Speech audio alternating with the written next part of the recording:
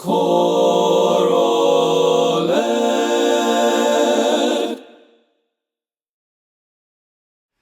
Welcome to another episode of Choral Ed. I'm your host, Micah Bland. Thanks so much for watching. For today's episode, I'm pleased to be joined by Dr. Robert Jordan from Adelphi University. About a year ago, in episode 39, Dr. Jordan shared with us a democratic approach to selecting repertoire. Today, we'll be talking about a democratic approach to the choral rehearsal. Dr. Jordan, thanks so much for joining us today. Thank you so much for having me. It's great to be back. So, for those who maybe haven't watched our previous discussion about selecting repertoire, can you give us a quick review of this idea of a democratic classroom approach? Absolutely. So, even within the last year, I've been thinking about this word democratic. And I think what I want to say now is that we're trying to become more democratic because I think if we were completely democratic, the students would be electing us as teachers and leaders in their classroom. So, really, we're just trying to rebalance the power between the autocrat, which is often the teacher, and the students. And an improved balance of power, I think, is a reasonable goal. And for us in my high school choral classroom, the way that looked is students would propose music for us to take a look at. They would use criteria that we had come up with together, and they would present the music with a score and with a recording. And we would talk about those things. And then by a process of elimination, we might take, let's say there's 30 pieces of music proposed in a large choir, and we try to reduce them by half each time we had the conversation until we had the amount of pieces that we were going to need for the program. You could also do this approach by just giving the students one spot on the program to select one piece.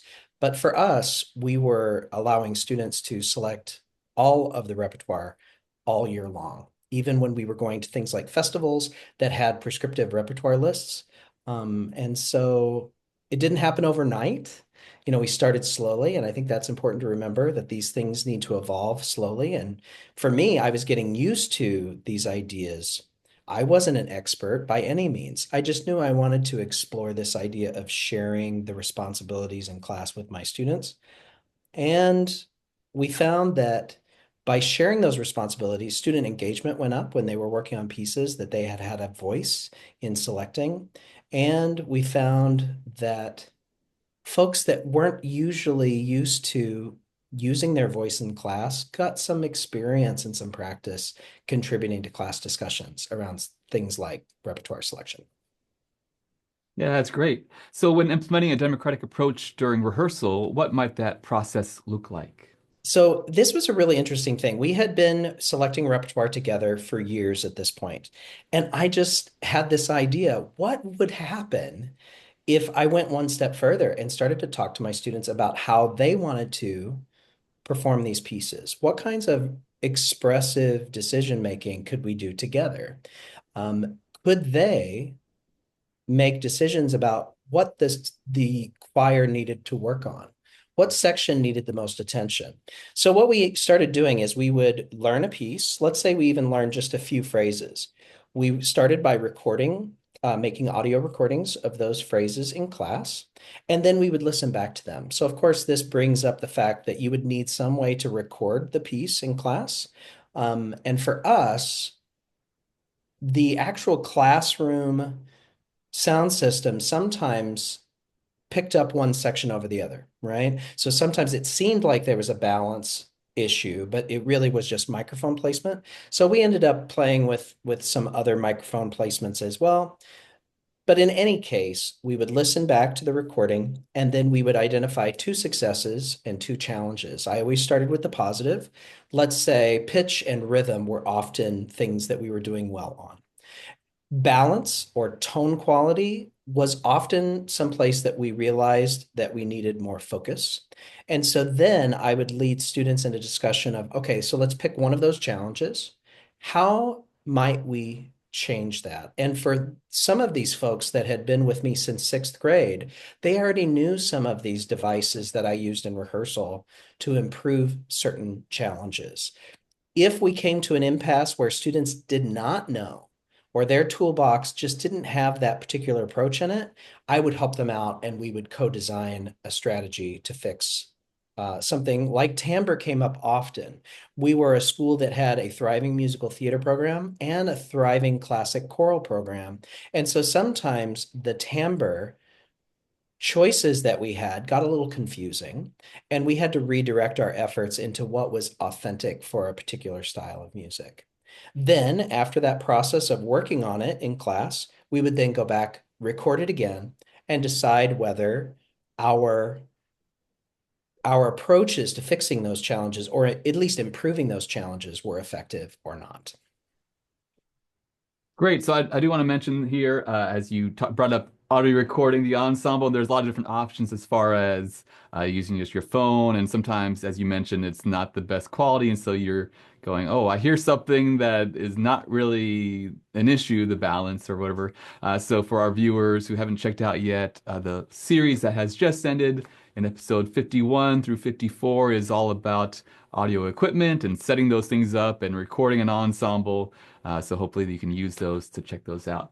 But kind of going back to this process here, I want to ask about how do you facilitate those discussions with students and how often do you do this? You know, how much time is this taking from rehearsal?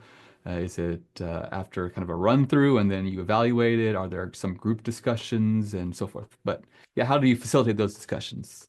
It often changes depending on where in the unit we are. Let's say that our first unit was usually from the beginning of school to October, late October, and we would have a concert. So that was a relatively short rehearsal time. So I have to be honest, in some of those moments, I was taking more control of the rehearsal to make sure we were ready on time. But as we used this process in class and became more familiar with it, students were doing a lot of that sort of targeted improvement work with the ensemble, even in short rehearsal times. But I would say we might spend a week or two learning a piece, and then we would start to use this process in earnest. We might record and listen to maybe 5 or 6 recordings in a 50-minute class period. I would say that is on the higher side. Oftentimes, we had maybe 2 or 3 cycles of this. I think it also depended upon the complexity of the music and those sorts of factors as well, the experience level of the students. And then when I think about how did those discussions take place, in my very largest choirs, let's say my largest choir was about 80, but I had some groups that were around 24, some groups around 50.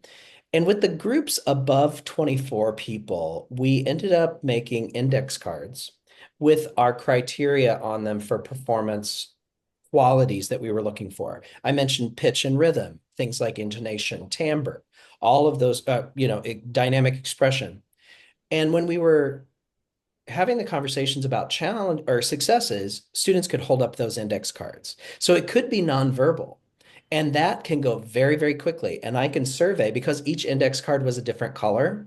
I could survey really, really quickly and say, oh, everybody is on board with pitch and rhythm being successes right now.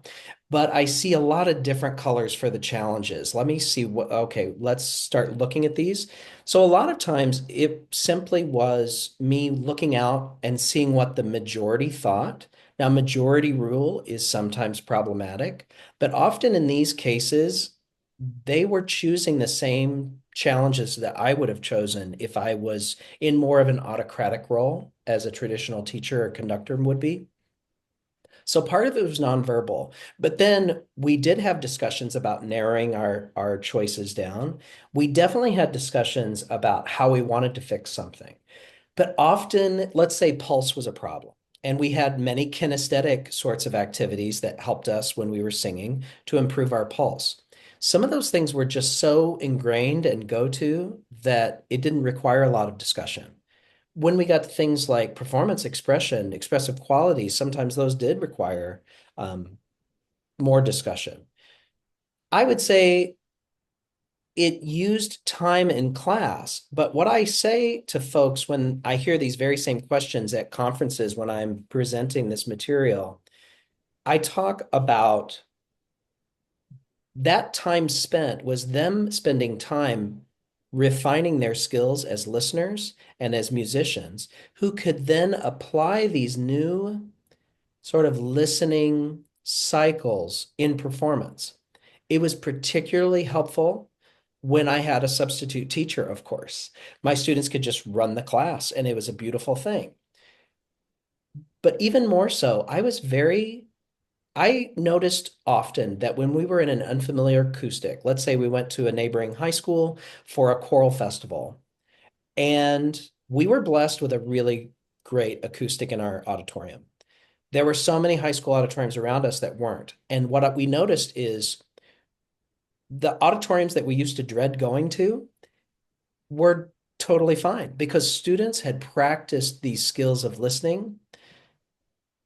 And that time spent in the classroom was actually, instead of me just delivering information to students and having them replicate or just apply what I'm saying without as much thought, they became very thoughtful about those processes and could then apply them later. It also became evident whenever students started to notice that they were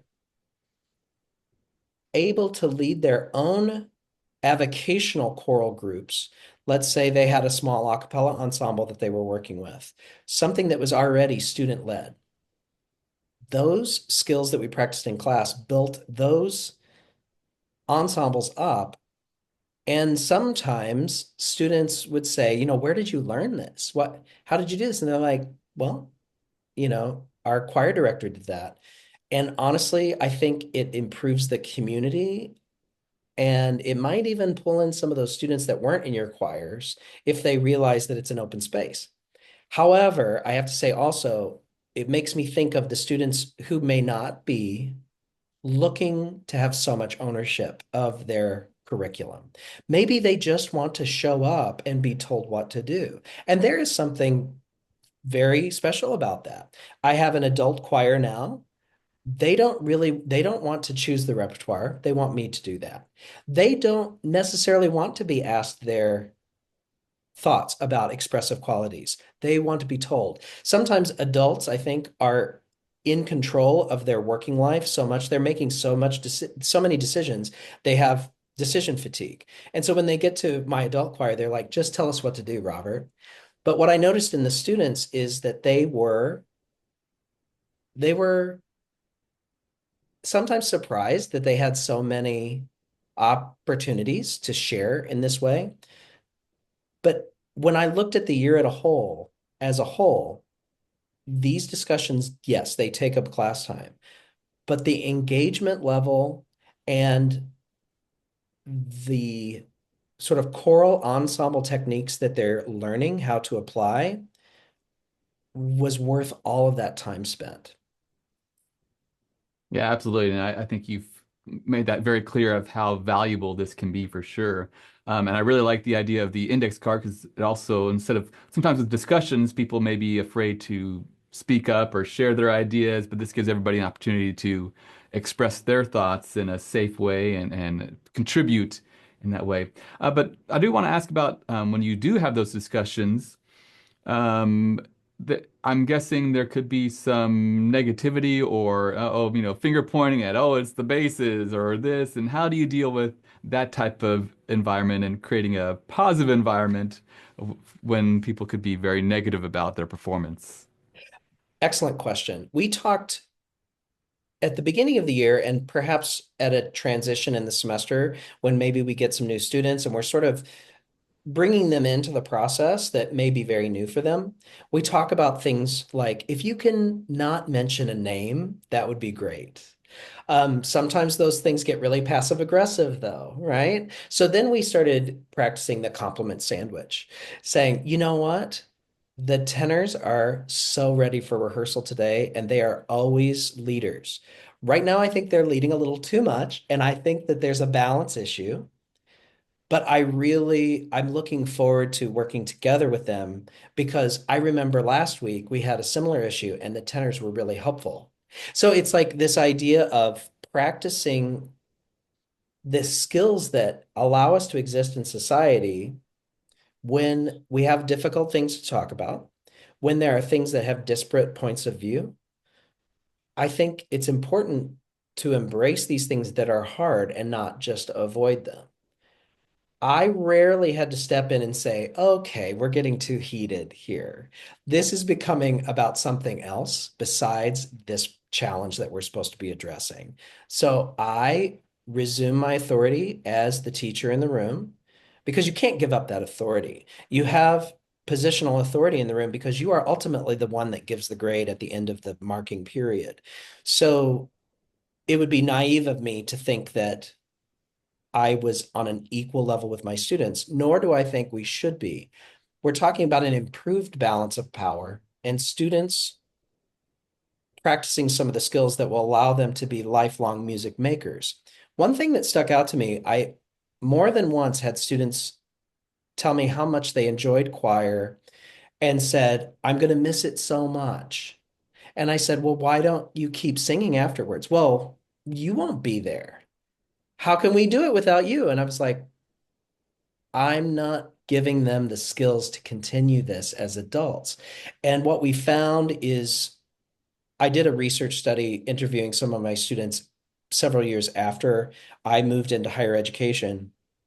And those comments did come up that they were saying, this piece of music is too high for me, or this piece of music is doesn't fit my voice quite well. And now I know what to do to adapt that song to my needs. Or, I have a group of friends and it's a really odd voicing of people, but we're working together to make it work. And some of the skills that we practiced in choir are allowing us to do this.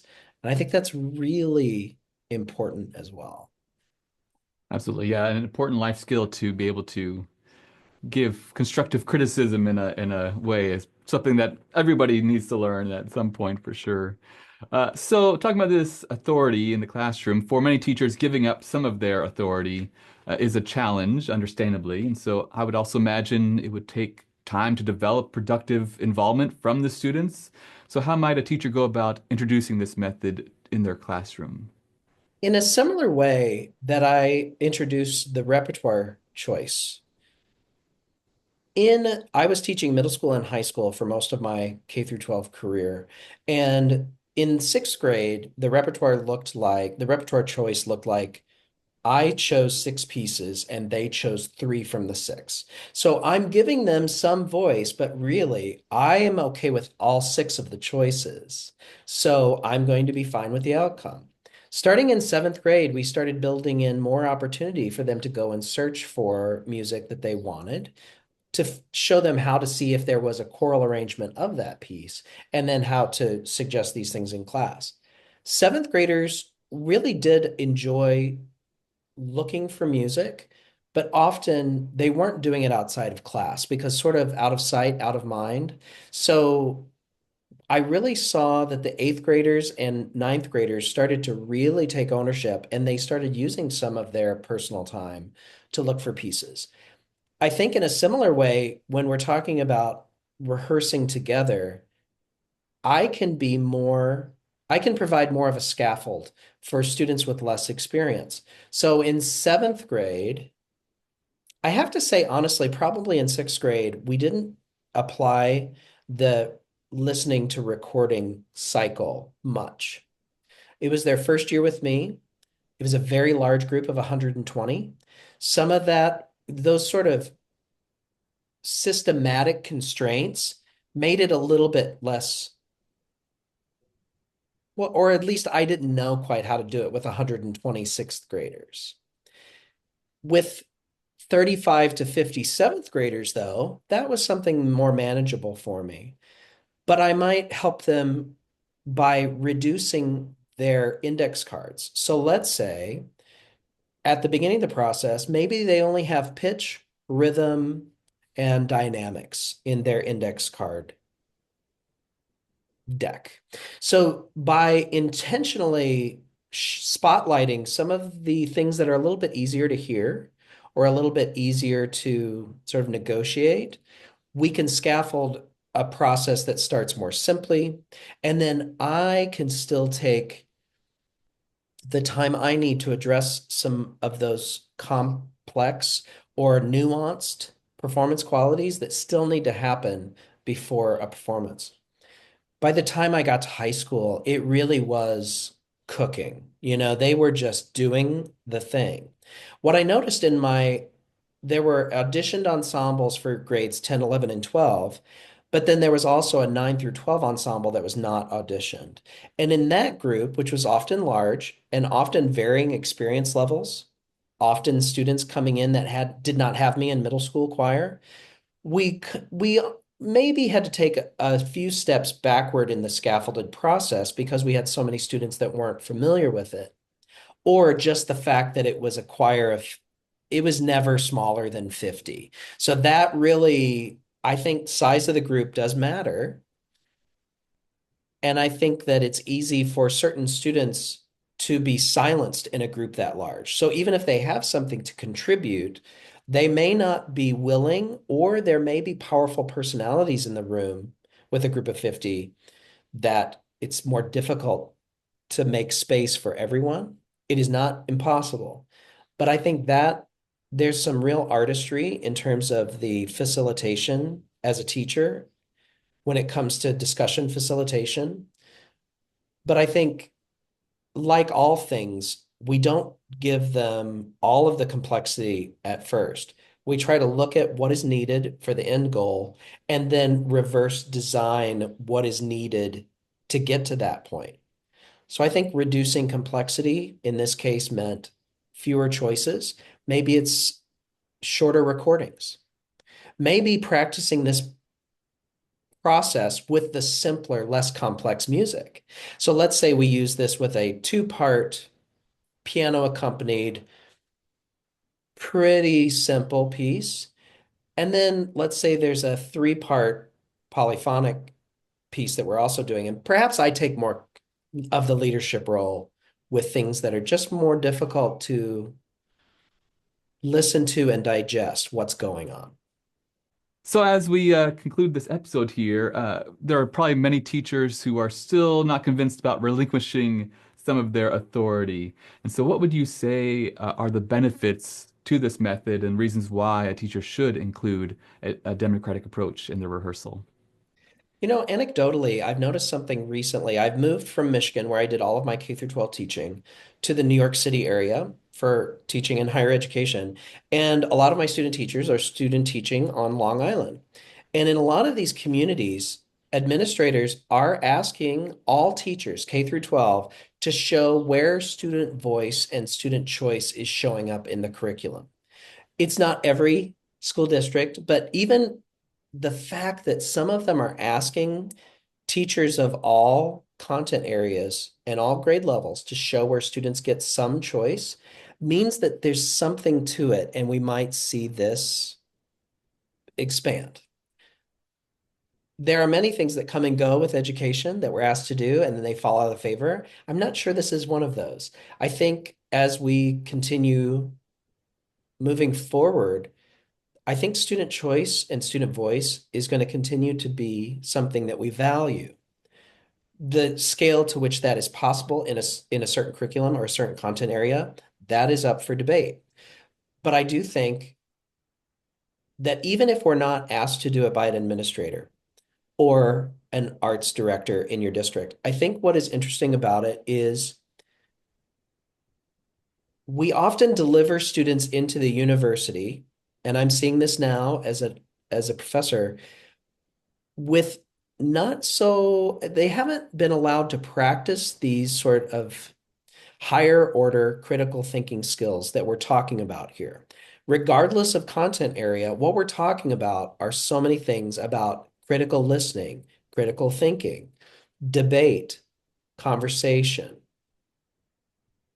learning how to talk about difficult things where we have lots of different viewpoints in the room. I'm noticing students that have not had a lot of experience trying these out in a safe, low stakes environment like a high school choir classroom or a middle school choir classroom. And I think that if we can just say, look, we want to do better about getting students ready, that's a wonderful reason to do it. I think For me, as a high school choir teacher, the things I immediately saw as advantages and reasons to continue doing it were the idea of student engagement in the rehearsal, whether I was leading or they were leading, and the idea of them being able to move on. And I often said, the greatest compliment you can give me is that I become obsolete. And even though I am emotionally invested in this relationship, this student teacher relationship with you, it is I'll know that I've done my job when you don't need me anymore. And I think that if I wasn't involving them in the conversation, I really was keeping them dependent on me.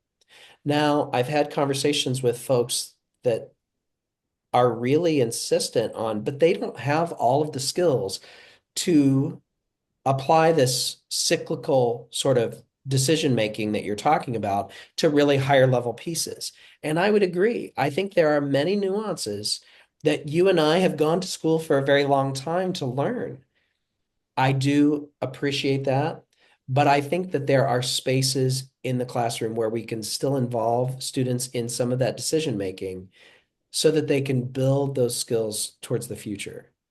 So I think for me, if you're just thinking about what do my students need, I think they need opportunities to practice these life skills in a low stakes, high reward environment like a high school classroom. Absolutely. Well, Dr. Jordan, I want to say thank you so much for joining us today. I found it very informative. There's many things that you talked about today that I will have to I'll ingest some more and really look at how can I incorporate these elements into my own teaching. To our viewers, thanks so much for watching, and I hope you continue to inspire the future leaders of our world with this wonderful gift we call music. Thanks.